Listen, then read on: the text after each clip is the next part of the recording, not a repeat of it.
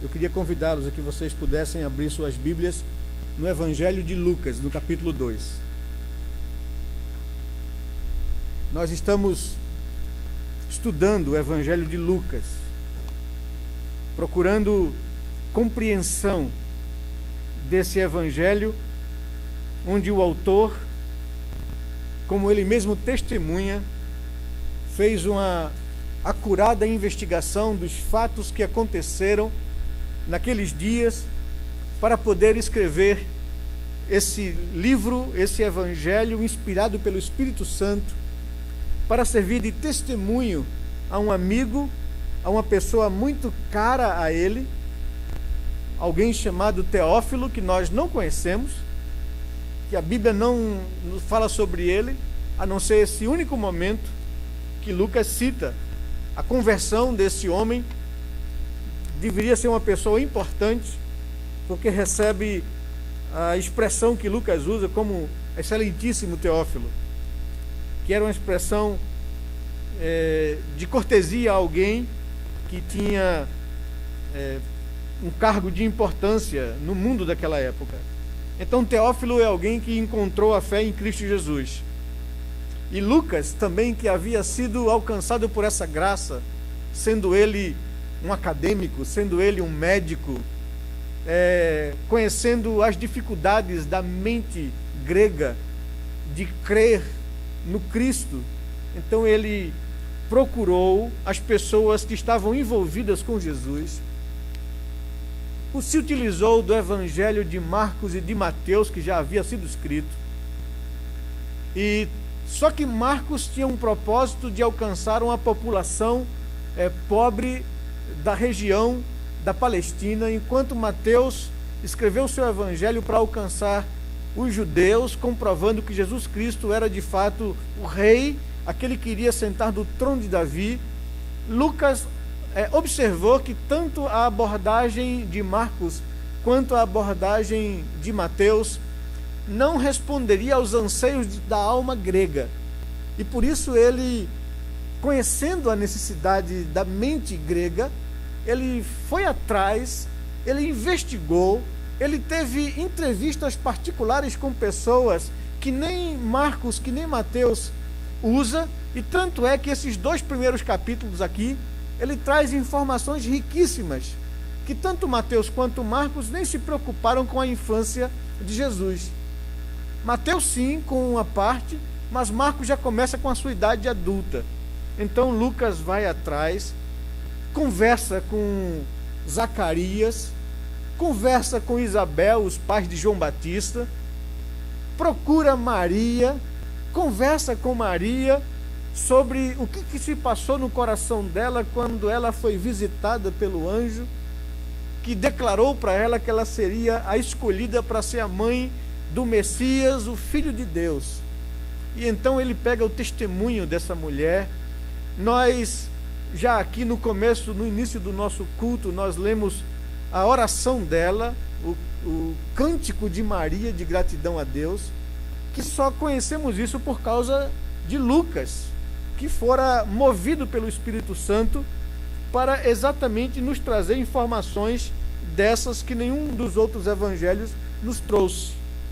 Então, por isso nós escolhemos o Evangelho de Lucas para fazer essa exposição, porque começamos por ele para entender um pouco da mente humana, da mente que influenciou o mundo e o nosso mundo, a mente grega, a filosofia grega, essa mente objetiva, que procura detalhes e procura fundamentar as suas convicções. Então esse é o propósito de Lucas, e essa é então a razão pelo qual nós escolhemos esse evangelho para estar expondo aqui a vocês. Estamos no capítulo 2, a partir do verso 21 em diante. Nós já vimos aqui até então esses 2 primeiros capítulos que narra a visita do anjo a um sacerdote, Zacarias, um homem idoso com sua esposa Isabel. Já vimos que eles viveram a sua vida servindo ao Senhor, mas tinham uma dificuldade, um impedimento: ela não podia engravidar. E isso serviu de motivo de oração em Zacarias durante todo o tempo, pedindo a Deus que usasse de compaixão e misericórdia com a sua esposa, lhe dando um filho. Já na velhice, num dia que ele estava servindo ao Senhor no templo, queimando incenso na ordem do seu grupo, ele foi visitado por um anjo, que lhe disse que Deus ouviu a sua oração, e que ele e a sua esposa ganhariam um filho, que seria grande entre os homens, que teria um ministério honroso de preparar o caminho para a vinda do Messias. E então, todo o que nós já vimos aqui trouxe alegria a essa família. Depois, o anjo revela agora a Maria, uma jovem, adolescente para jovem, vivendo lá numa terra distante, uma cidadezinha pequena, quase um vilarejo, Nazaré, que ela é uma pessoa piedosa que buscava servir a Deus. Talvez Maria tinha a idade que Bruna e que Júlia, talvez um pouco mais, 17 anos para 18 anos, quando foi visitada pelo anjo Gabriel, para dizer que ela havia sido escolhida para ser a mãe do Messias. Uma menina simples, uma pessoa simples, que vivia numa terra simples, e Deus manifesta a sua glória, escolhendo as coisas simples desse mundo para envergonhar as sábias. É isso que a Bíblia nos ensina. E nesse texto que nós vamos ver agora, no capítulo 2, mais uma vez, Lucas nos surpreende quando nos traz a informação, inspirada pelo Espírito Santo de Deus, que aconteceu alguma coisa após o nascimento de Jesus. Após passar o resguarde, como de costume, eles foram circuncidar o filho, apresentar o filho e consagrar o filho a Deus como primogênito. E nesse momento que estavam ali em Jerusalém, no templo, acontece algo com duas pessoas que testemunharam aquele acontecimento, que se não fosse Lucas, a gente não saberia absolutamente nem o nome dessas pessoas. Seriam verdadeiros anônimos, como muitos anônimos existem na caminhada cristã. O texto se encontra em Lucas capítulo 2, versos 21 em diante. Diz assim a palavra de Deus: que completados 8 dias para ser circuncidado o menino, deram-lhe o nome de Jesus, como lhe chamara o anjo antes de ser concebido. Passados os dias da purificação deles, segundo a lei de Moisés, levaram-no a Jerusalém para o apresentarem ao Senhor, conforme o que está escrito na lei do Senhor: todo primogênito ao Senhor será consagrado. E para oferecer um sacrifício segundo o que está escrito na lei, na referida lei, um par de rolas ou 2 pombinhos. Havia em Jerusalém um homem chamado Simeão, homem este justo e piedoso, que esperava a consolação de Israel, e o Espírito Santo estava sobre ele. Revelara-lhe o Espírito Santo que não passaria pela morte antes de ver o Cristo do Senhor. Movido pelo Espírito, foi ao templo, e quando os pais trouxeram o menino Jesus para fazerem com ele o que a lei ordenava, Simeão o tomou nos braços e louvou a Deus, dizendo: agora, Senhor, podes despedir em paz o teu servo, segundo a tua palavra, porque os meus olhos já viram a tua salvação, a qual preparaste diante de todos os povos, luz para a revelação aos gentios e para a glória do teu povo Israel. E estavam o pai e a mãe do menino admirados do que dele se dizia. Simeão os abençoou e disse a Maria, mãe do menino: eis que este menino está destinado tanto para a ruína como para levantamento de muitos em Israel, e para ser alvo de discórdia, de polêmica ou de contradição. Também uma espada traspassará a tua alma, para que se manifestem os pensamentos de muitos corações. Havia também uma profetisa chamada Ana, filha de Fanuel, da tribo de Asser, avançada em dias, que vivera com o seu marido 7 anos desde que se casara, e que era viúva de 84 anos. Esta não deixava o templo, mas adorava noite e dia em jejuns e orações. E chegando naquela hora, dava graças a Deus e falava a respeito do menino a todos os que esperavam a redenção de Jerusalém. Que Deus nos abençoe, que o Senhor derrame graça sobre os nossos corações. Amém? Meus amados, eis aí esse acontecimento. Mais um detalhe que só conhecemos por causa da narrativa de Lucas. Mas um detalhe que não se encontra em nenhum outro dos evangelhos. Nós, no domingo passado, demos uma pausa que deveríamos dar agora, não é? E nos dirigimos a Mateus, porque Mateus traz uma outra informação que Lucas não traz, porque não era objetivo de Lucas, e de Mateus sim, era o objetivo de Mateus. É importante que vocês saibam, porque muitas pessoas perguntam, pastor, por que 4 evangelhos? E inclusive 3 deles são sinóticos ou semelhantes, ou narram a mesma história da vida de Jesus, né? E eu sempre observo, dizendo a eles que os evangelhos se completam, porque cada um deles foi escrito com um propósito diferente, para um público diferente, querendo provar algo diferente à necessidade daquele grupo em quem o autor se dirigiu. Mateus escreveu o seu evangelho para a população de Israel, para judeus, procurando enfatizar aos judeus a soberania de Cristo como descendente de Davi, aquele a quem todo o Antigo Testamento apontava que viria assumir o trono de Davi e trazer libertação ao seu povo Israel. O objetivo de Mateus foi esse, e ele usa muito o Antigo Testamento, as profecias do Antigo Testamento que apontavam para a divindade de Cristo como sendo descendente de Davi, que iria assumir o trono de Davi.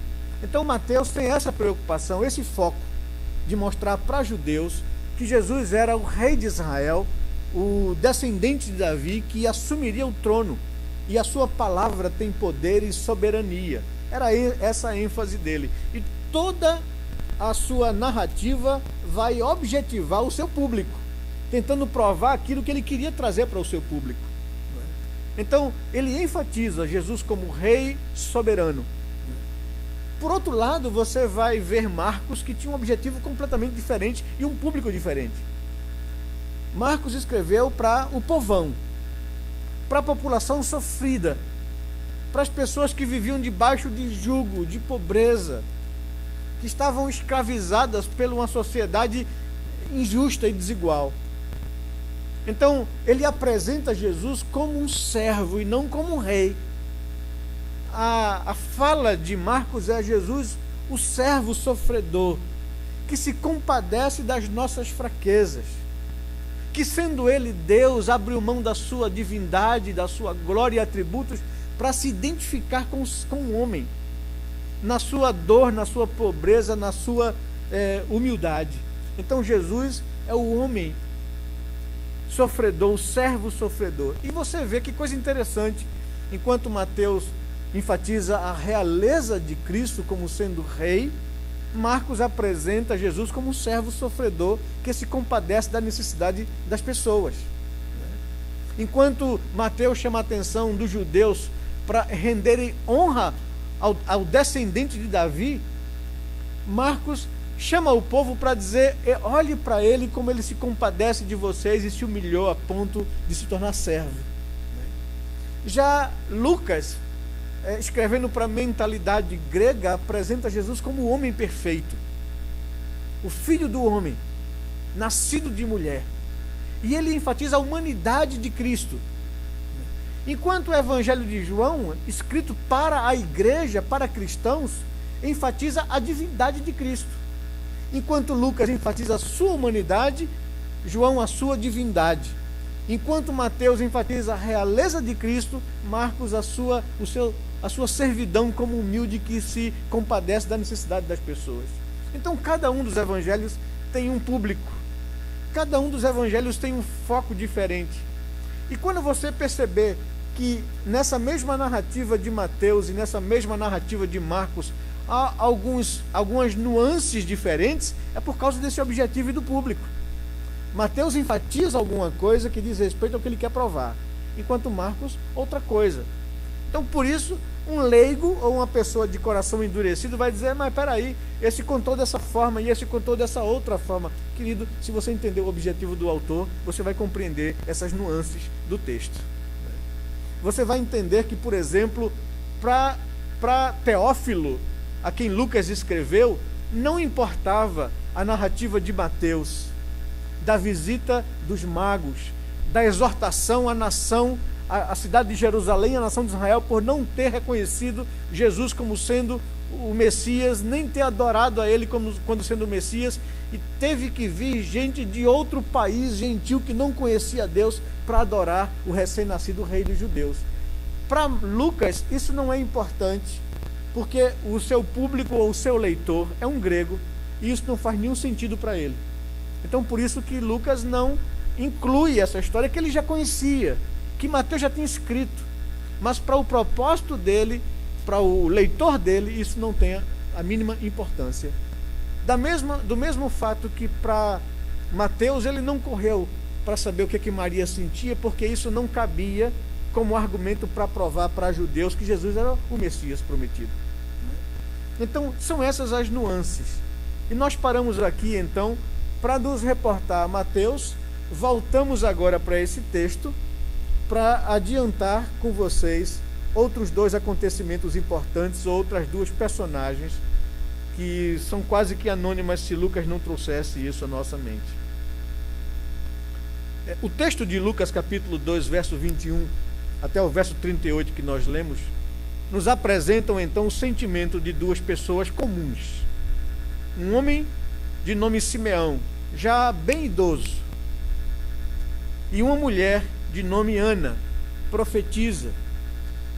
Eles eram pessoas simples, comuns, como eu e você. Às vezes somos levados a crer que por sermos pessoas comuns, a nossa vida não tem muita importância. Só pessoas especiais é que têm o que nos ensinar. Geralmente pessoas pensam assim. Olha, se não fosse o espírito investigativo de Lucas, nunca saberíamos da existência dessa mulher, Ana, nem desse homem, Simeão. Aliás, esses pequenos detalhes da infância de Jesus, Lucas nos traz com muita propriedade. No entanto, nós sabemos que tudo que foi escrito nas Escrituras não veio de particular elucidação, mas homens santos falaram da parte de Deus, movidos pelo Espírito Santo. É isso que Pedro nos ensina na sua segunda carta. Nada, nenhuma particularidade da Escritura provém da cabeça de A, B ou C, a não ser que o Espírito Santo moveu essas pessoas para deixar registrado aquilo que Deus queria para o nosso conhecimento hoje. A Bíblia é a palavra de Deus, é a palavra revelada de Deus. Como Pedro bem colocou, Deus usou homens santos, homens separados que tinham a vida consagradas ao Senhor, para deixar registrado aquilo que Deus queria da sua parte, que nós tivéssemos conhecimento.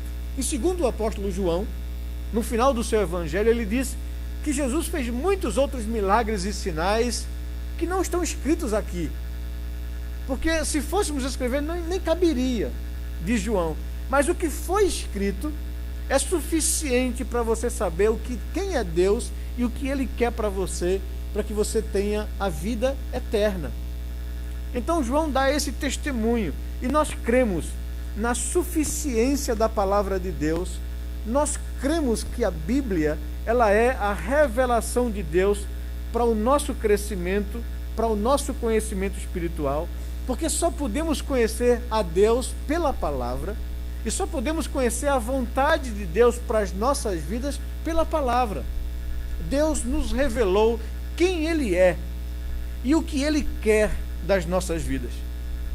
E testemunhos como esse, de um homem com a mente investigativa, onde o Espírito Santo usa essas características do personagem Lucas, para que ele vá atrás de coisas e registre coisas para o nosso ensinamento e para o nosso crescimento espiritual.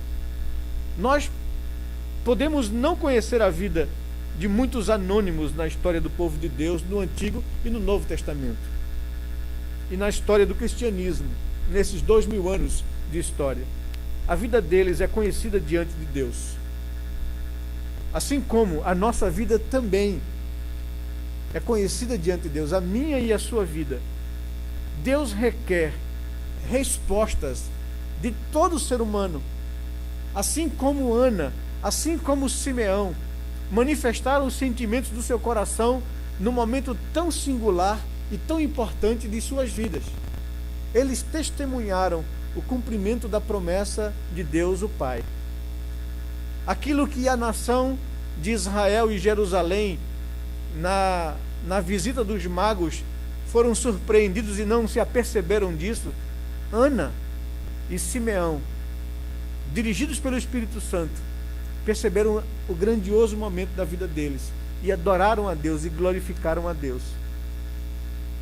Que respostas ou que expectativas existem no meu e no seu coração em relação a Deus? Porque também a Bíblia nos ensina que ninguém vem a Cristo se não for pelo Espírito de Deus.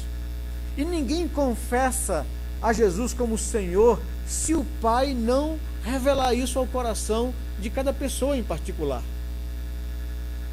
E o texto nos diz aqui que Simeão foi movido pelo Espírito Santo a ir ao templo naquele dia.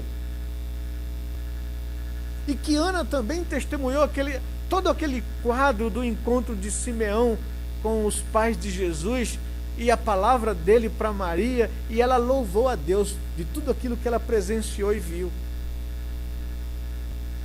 Que respostas ou que expectativas existem no meu e no seu coração em relação a Deus, em relação à sua revelação, em relação aos seus propósitos para a nossa vida?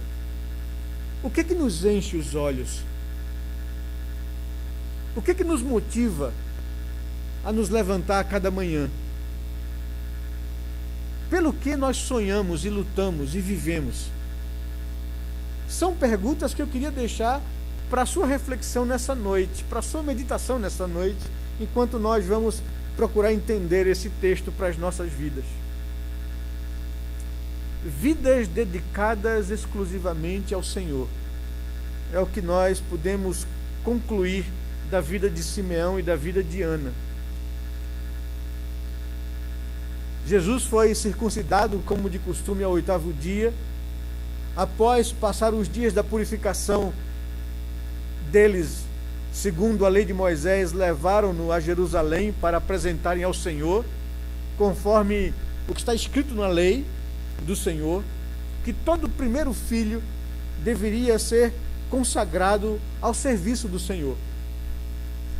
E deveriam oferecer a Deus um sacrifício nessa consagração, um par de rolas ou de 2 pombinhos.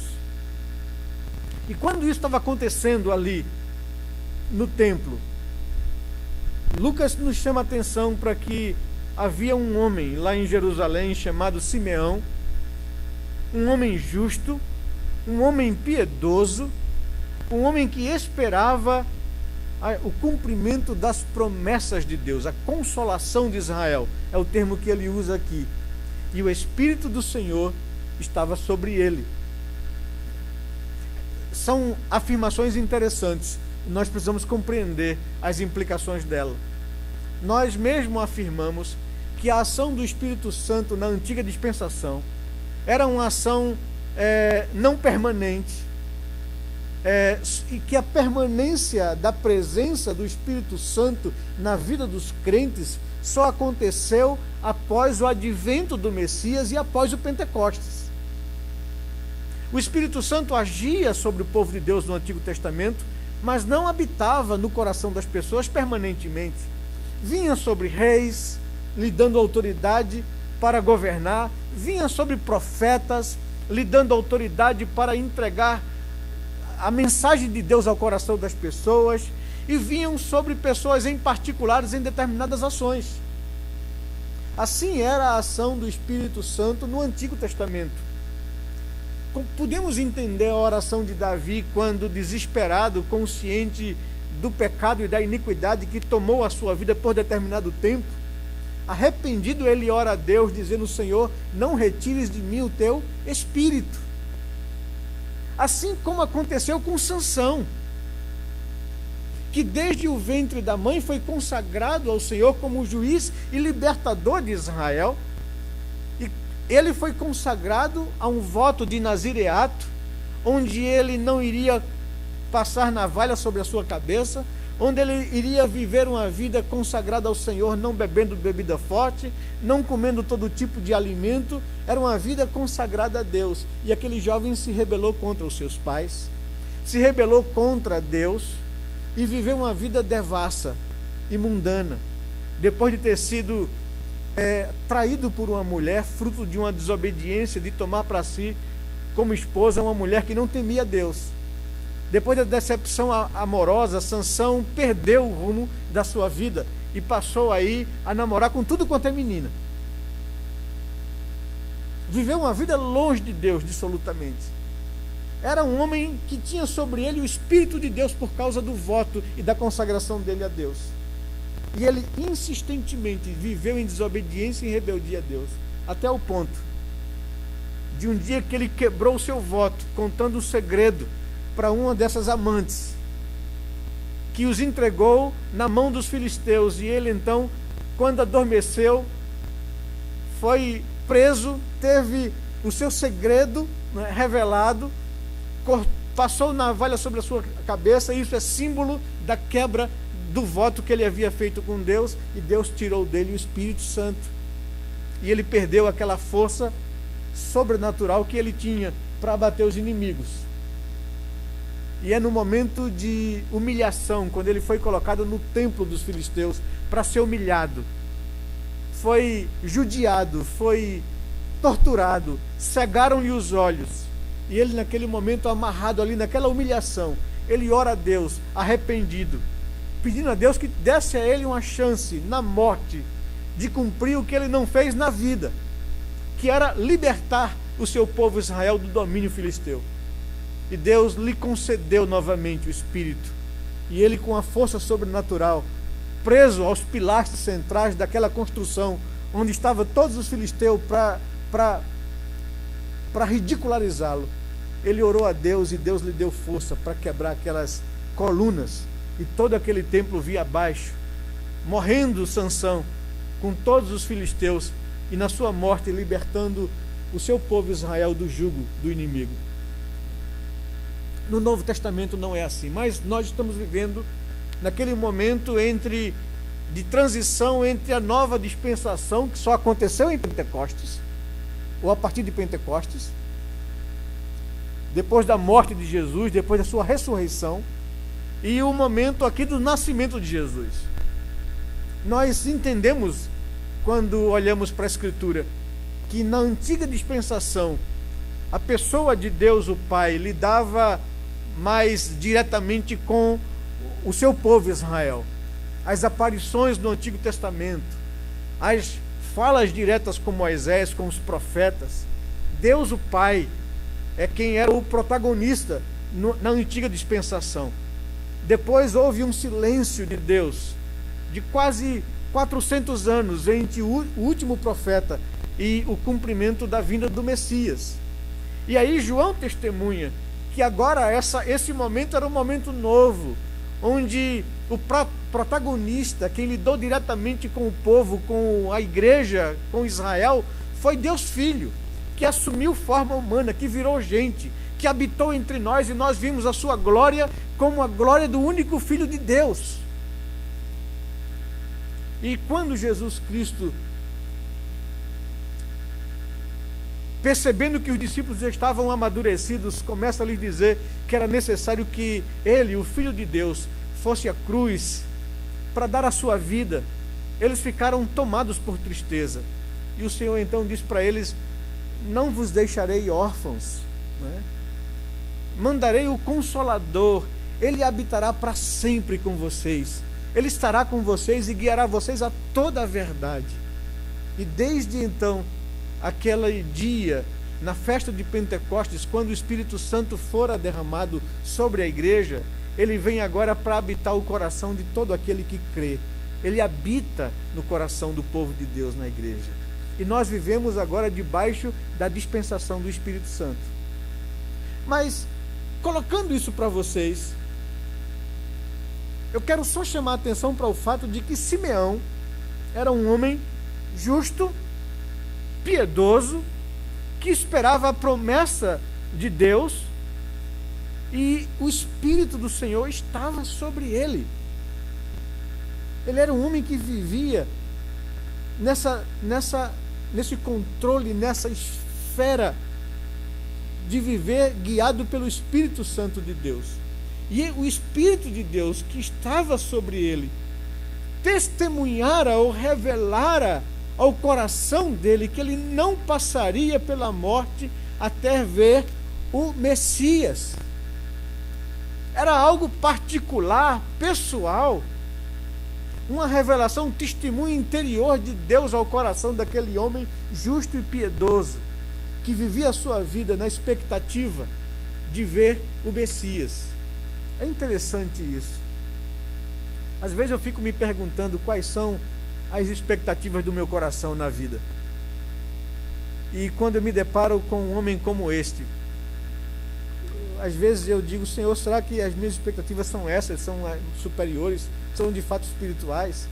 É ver a consolação do Senhor, é ver o Senhor visitar o nosso país com graça. Quando a gente olha para a nossa realidade tão dura, tão sem esperança, tão corrompida, tão distante de um país que reconheça Deus como Senhor, será que a gente alimenta no coração esperança de ver um dia Deus visitar o nosso país como visitou outros países na história do cristianismo? Será que enche o nosso coração a expectativa de ver Deus um dia fazer do Brasil a nação feliz? Porque a palavra dele nos diz que feliz é a nação cujo Deus é o Senhor. Então a nossa nação não pode ser uma nação feliz, é uma nação triste, é uma nação violentada pelo pecado e pela iniquidade. É uma nação onde a sociedade brasileira vive longe de Deus, sem levar Deus em consideração. Não pode ser um povo feliz, não pode ser um povo pleno de realização, não pode ser uma nação e uma sociedade bem-aventurada. E nós vivemos no meio dessa sociedade, desse país. Será que nós nos acostumamos a essa desgraça? Ou será que no nosso coração há a expectativa de ver Deus intervir na nossa história enquanto povo?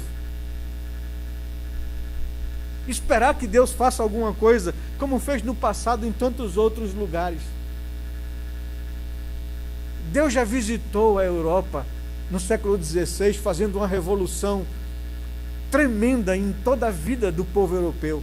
Não, a reforma protestante não foi só uma reforma religiosa. Foi uma reforma social, foi uma reforma política. O mundo mudou desde então. Pessoas que não tinham expectativa de mudar de condição socioeconômica, foi visitada por um avivamento que mudou, que derrubou reis, que apontou para um governo mais participativo de pessoas, onde pessoas podiam eleger seus representantes. O mundo mudou.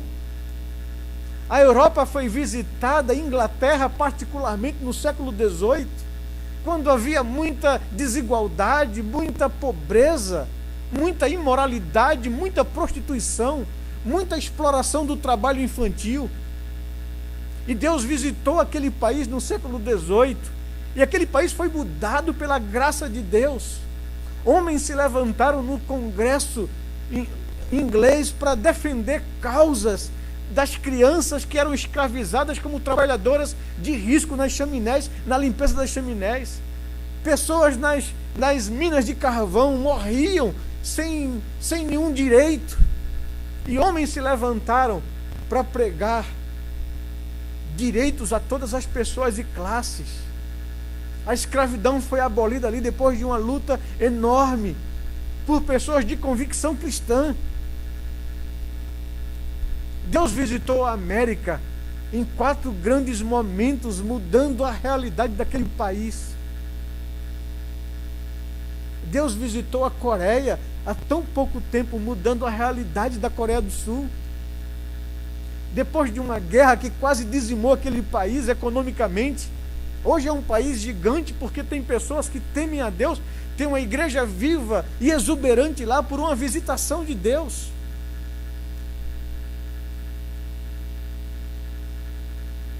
Deus visitou a África do Sul. Por que Deus não visitaria também o nosso país? Quando as mesmas promessas dadas durante a história do cristianismo continuam de pé. Se o meu povo, que se chama pelo meu nome, se humilhar, orar, me buscar, se converter dos seus maus caminhos, eu ouvirei dos céus, eu perdoarei o seu pecado, os seus pecados, eu sararei a sua terra.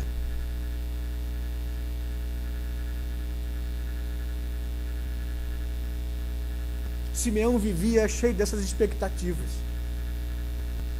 Israel, o povo de Deus, vivia sob o jugo de um povo ímpio. E ele não perdeu a esperança de ver Deus cumprir a sua promessa.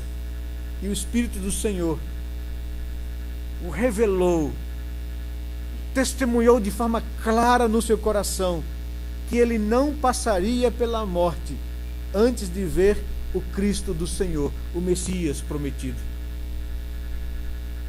E num belo dia, diz o verso 27, movido pelo Espírito Santo, ou levado pelo Espírito Santo, ele foi ao templo.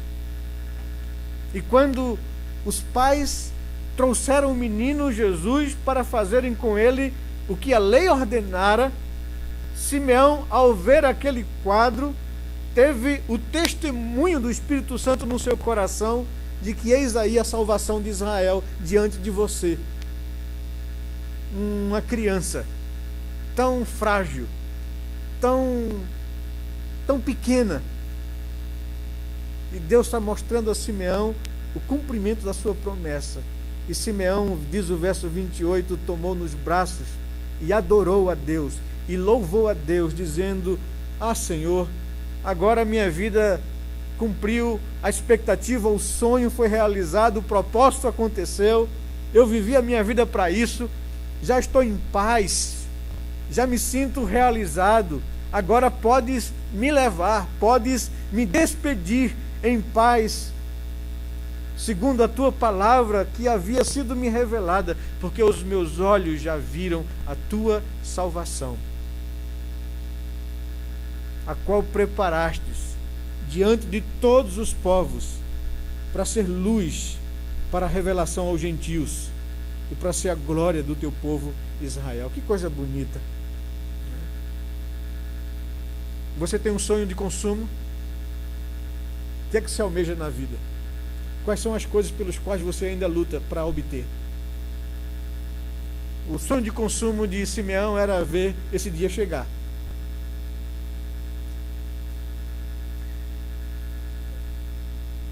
Tem uma palavra, né, bíblica, que é uma palavra de exaltação e louvor e de expectativa por esse dia chegar. Maranata, vem Jesus. Eu me pergunto se nós vivemos na expectativa de ver esse dia chegar.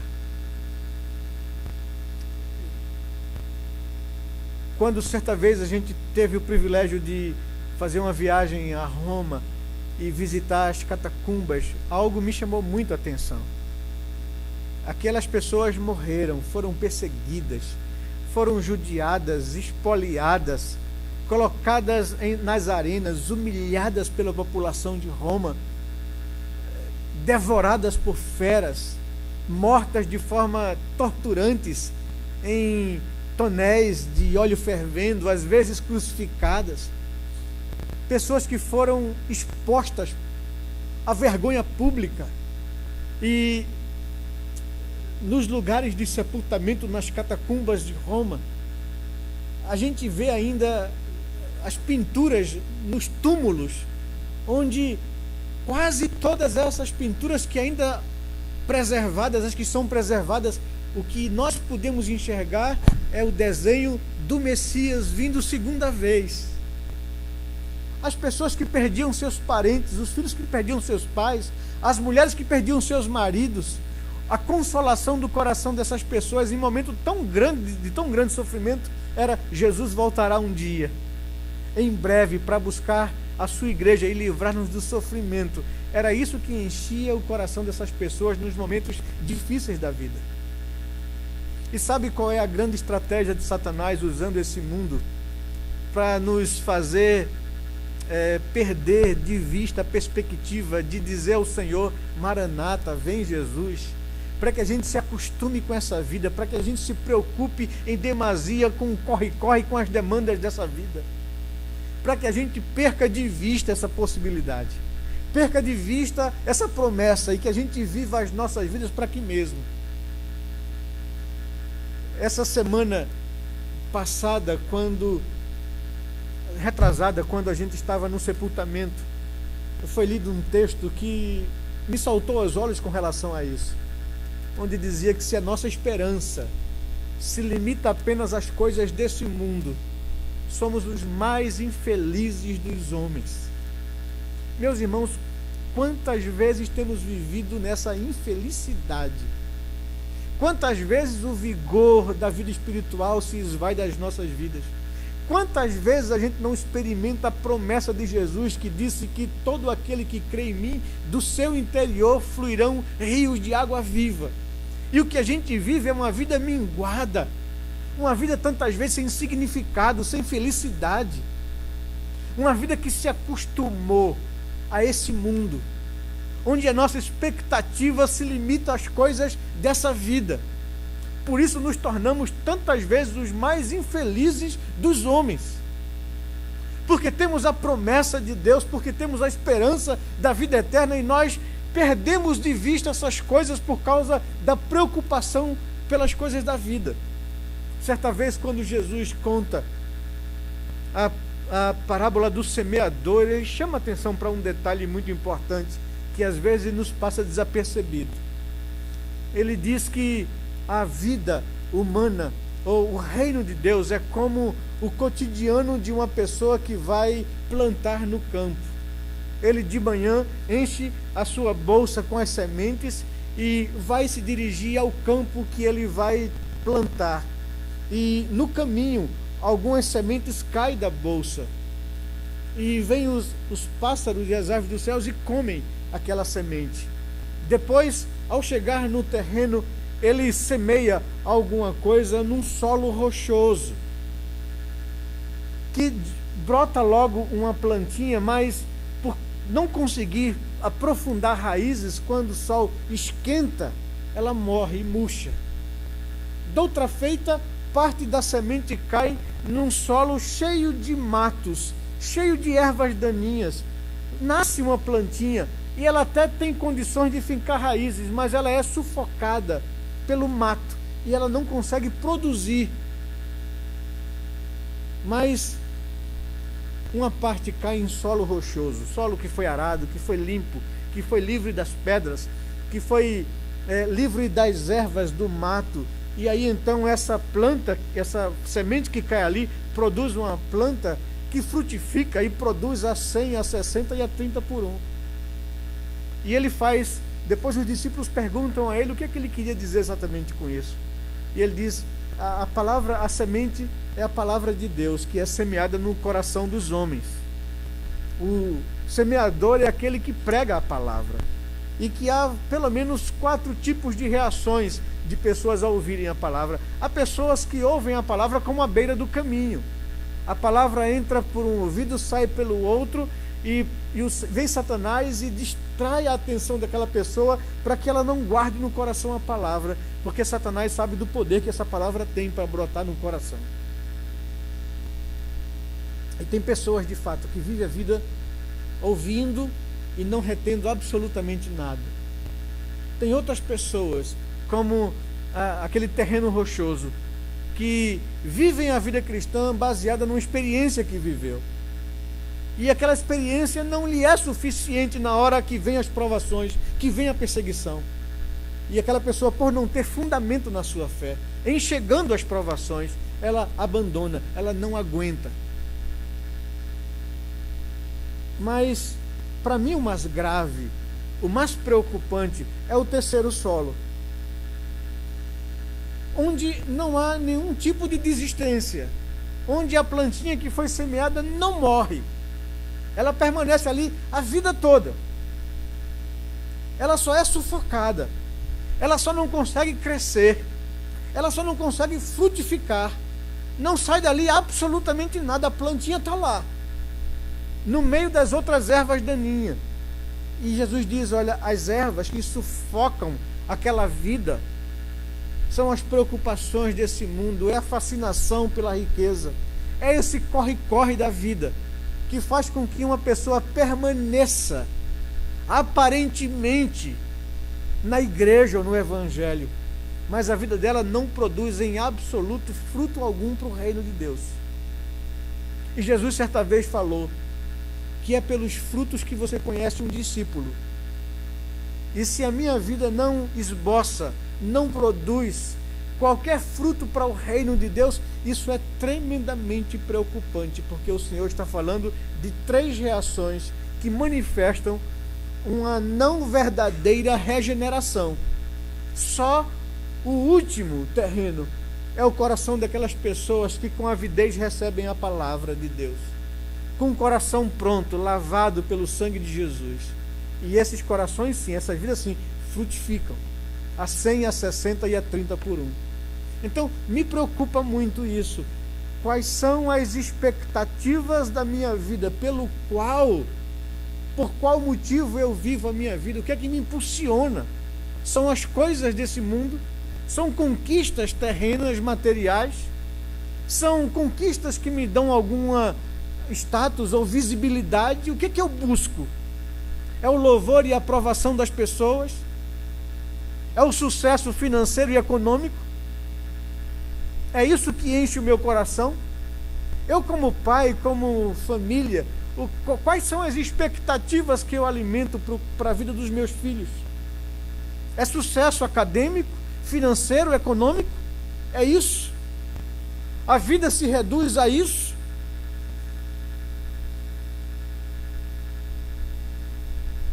Se a nossa esperança está somente pautada nessa vida, somos os mais infelizes dos homens. É o que afirma aqui a palavra de Deus. Simeão, ao contemplar aquele dia, disse: Senhor, pode me levar. Eu já vivi o suficiente para ver o cumprimento da tua promessa. Estou em paz. Não é? Uma outra coisa importante é como a maneira que nos move a vida também vai nos imprimir a consciência que eu tenho acerca da morte. O que é que a morte é para mim? Você teme a morte?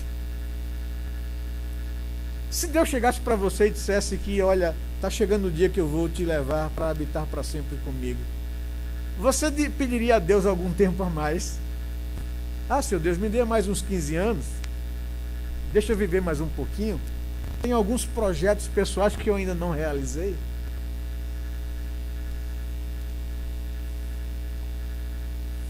Qual é de fato a coisa que enche os teus olhos? Paulo diz: olha, para mim, partir e estar com Cristo é incomparavelmente melhor. Então, se fosse para que eu escolhesse, diz Paulo, eu preferia partir e estar com Cristo. Apesar de saber que a minha vida aqui é útil, para o crescimento da igreja. Mas não tem comparação entre a utilidade que eu tenho aqui e o gozo que eu terei lá. Eu fico, se Deus quiser que eu fique. Mas se Ele perguntar a mim o que é que eu quero, eu digo: partir e estar com Cristo. Aí eu quero perguntar isso a você também e a mim. Se você tivesse a oportunidade de escolher hoje, você preferia partir e estar com Cristo? Ou você dizia: Senhor, eu tenho algumas coisas ainda para alcançar e conquistar aqui nessa vida? Simeão está dizendo: Senhor, minha vida já se realizou, eu já vi a tua glória, né? Me leve para a presença do Senhor. A morte para mim não é uma ameaça, a morte para mim não vai dar cabo aos meus sonhos, às minhas expectativas, muito pelo contrário, eu vou penetrar a vida, eu vou viver para a glória do Senhor. É para isso que eu vivo, é essa a expectativa do meu coração, ou a minha vida se reduz aqui apenas a essa vida? Ou os céus para mim é quando eu não tiver mais o que fazer aqui? São perguntas que eu preciso trazer à minha alma quando me deparo com um homem simples desse, que se não fosse o Espírito Santo de Deus a mover a vida de Lucas, ele nem saberia que ele existiu.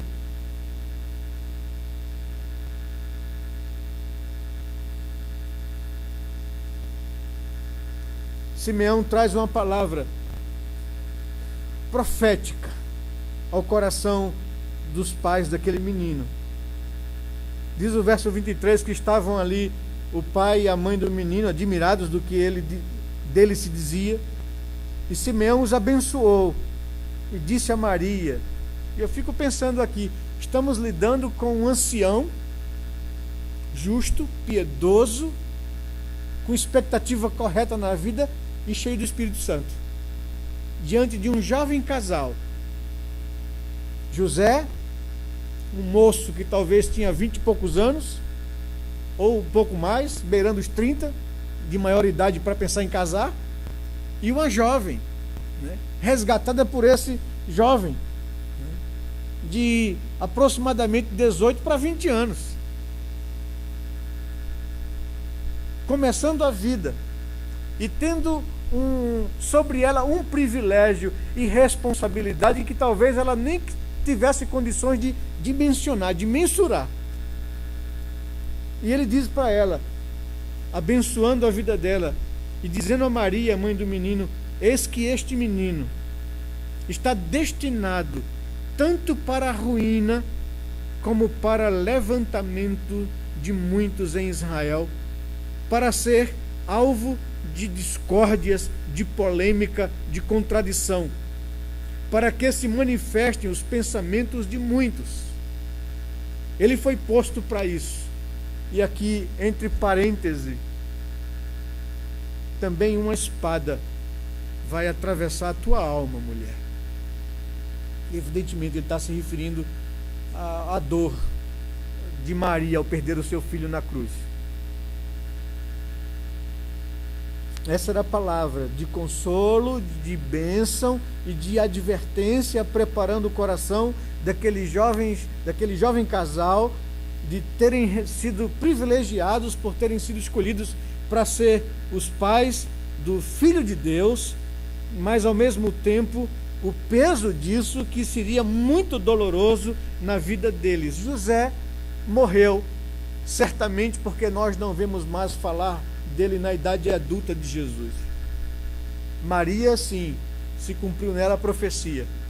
Ela foi de fato atravessada no coração por uma espada, por tudo que ela testemunhou do sofrimento do seu filho na cruz. E diante de todo esse quadro bonito, Lucas destaca aqui um outro detalhe ainda, para a gente encerrar. Havia também, assistindo tudo, uma profetisa, chamada Ana, filha de Fanuel, da tribo de Asser, avançada em dias, também muito idosa, que vivera com seu marido 7 anos desde que se casara, e que era viúva de 84 anos. E ele sai descrevendo com poucas palavras informações acerca da vida dessa mulher. Nós não sabemos se a idade dela é 84 anos, como diz o verso 37, ou se 84 anos era o tempo da sua viuvez. Porque o texto diz, no verso 36, que ela era avançada em dias. Ou seja, uma maneira mais, né, educada de dizer, ela era muito velha, né? Que vivera com seu marido apenas 7 anos desde que se casara. E que era viúva de 84 anos. Então, alguns estudiosos dizem que talvez a idade dela era 84 anos. Outros dizem não. Isso é uma referência à viuvez dela. Se é isso mesmo, 84 mais 7 anos de casada vão 91. Com quantos anos ela se casou?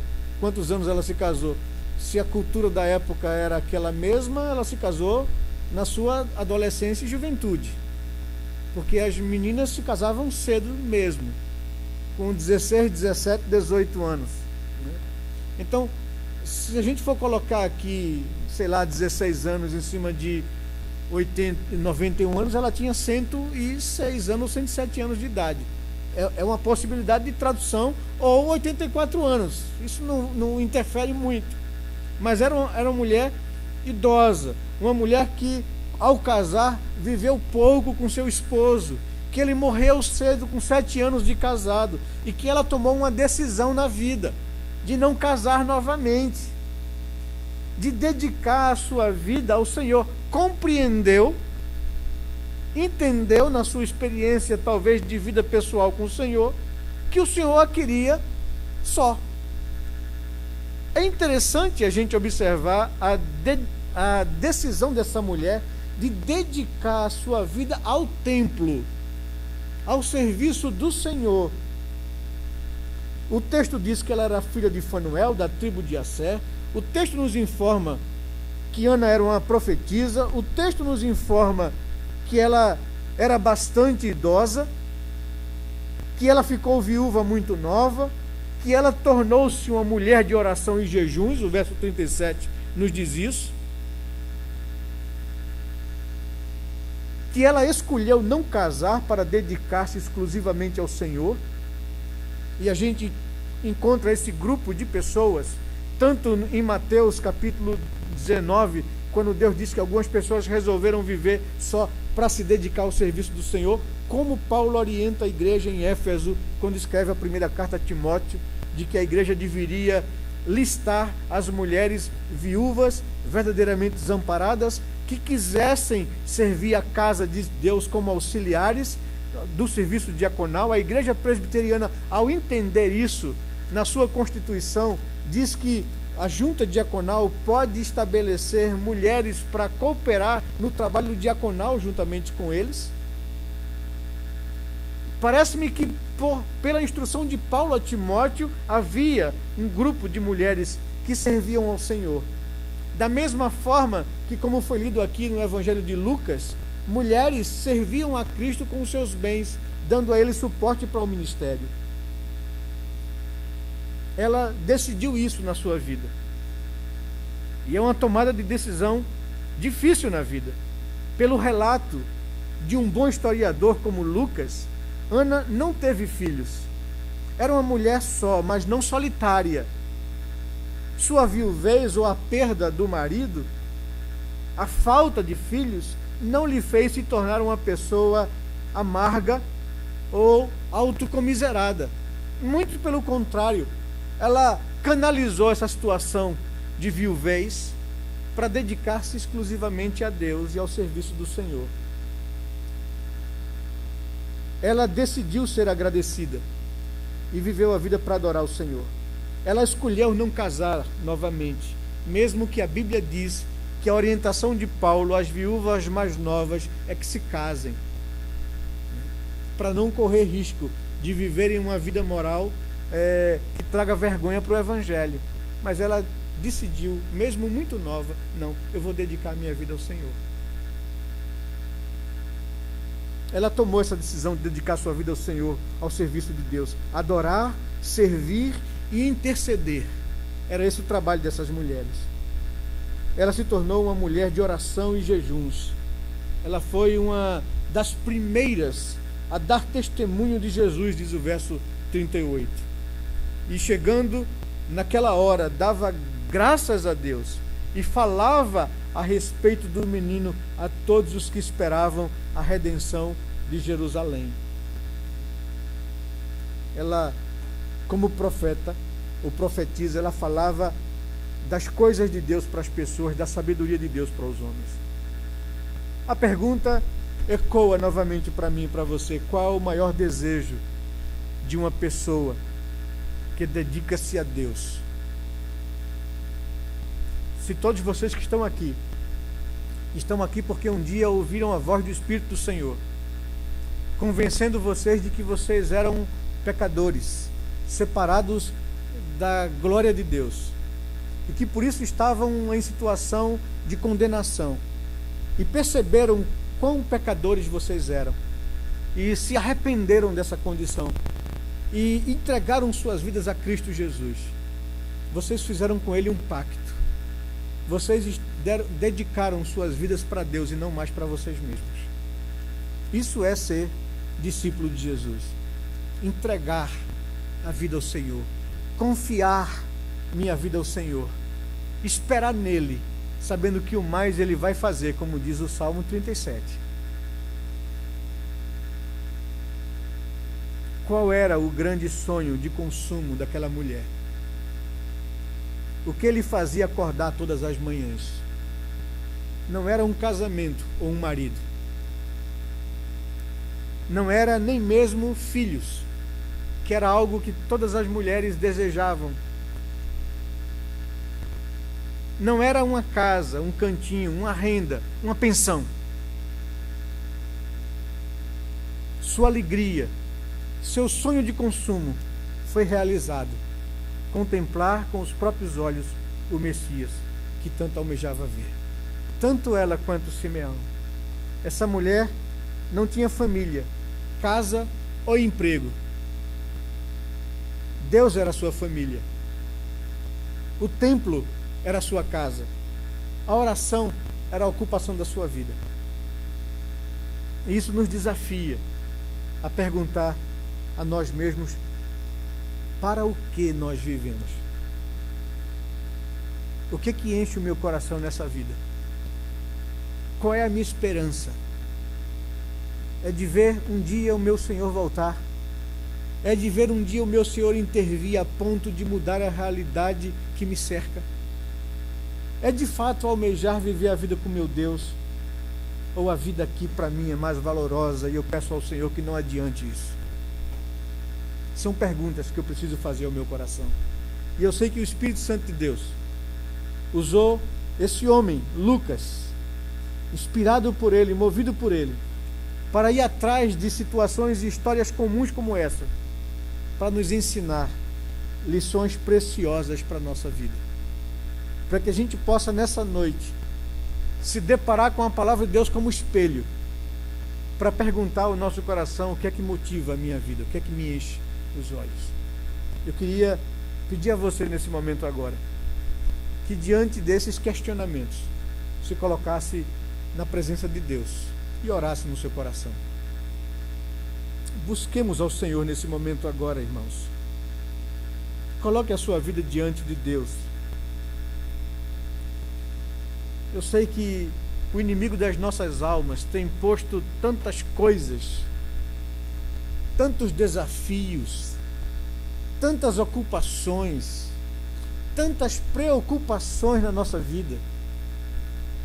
Às vezes, tantos objetivos de conquistas, que o nosso coração se enamora com essas coisas, se embriaga dessas coisas, e a gente perde de perspectiva as coisas de Deus, as coisas do reino de Deus. Eu queria pedir ao Senhor que ajudasse a mim e a você a pensar sobre essas coisas de forma objetiva e a sondar o seu coração. O que é que tem, de fato, enchido os meus olhos e motivado a minha vida? São as coisas de Deus ou são os meus próprios sonhos pessoais e particulares? Pai querido, Deus amado, nós agradecemos ao Senhor, porque podemos nos expor à Tua palavra, viva e eficaz, e mais penetrante do que qualquer espada de 2 gumes, e apta para discernir os desejos e motivos do nosso coração. Ó Senhor, em nome de Jesus, te pedimos, venha ao nosso encontro com graça e misericórdia nesse momento, Senhor. Fala docemente a nossa alma, Senhor. Ajuda-nos, ó Pai amado, a enxergar as coisas que realmente têm valor na vida. Ajuda-nos, ó Senhor Deus, a colocar o nosso coração no Senhor e não nesse mundo. Ajuda-nos a entender, Senhor Deus, a Tua palavra de exortação por boca de Tiago, quando denuncia a infidelidade do Teu povo, quando se enamora com o mundo e causa ciúmes ao Senhor.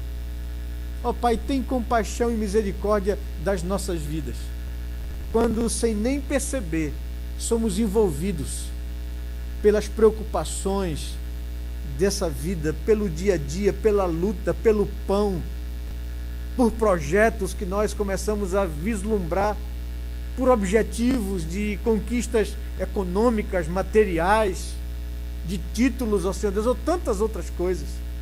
Faz com que o nosso coração se aquiete na Tua palavra, que o nosso coração se encha de alegria nas Tuas promessas, que a gente viva a nossa vida, Senhor Deus, valorizando aquilo que o Senhor valoriza,